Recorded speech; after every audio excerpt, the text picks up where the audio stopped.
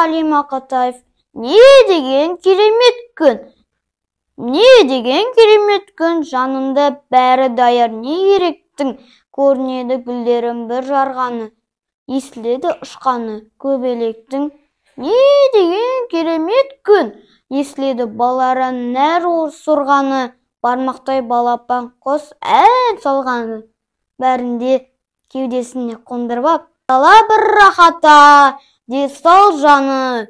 Таулардың самал есе балғынан, гүлдер тұр үзірлердей сабағынан. Шарапта шауып жүр, нұр мен шуақ, шашырап күннің алтын табағынан, сусындап көк аспанның жанатынан.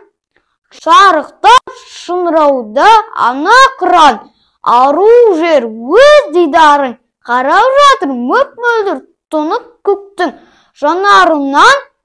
Не деген керемет күн! Кейпіне еліктесің, төңіректің қаласа мына жатқан сәби дүние келеді өміріңді берекет күн.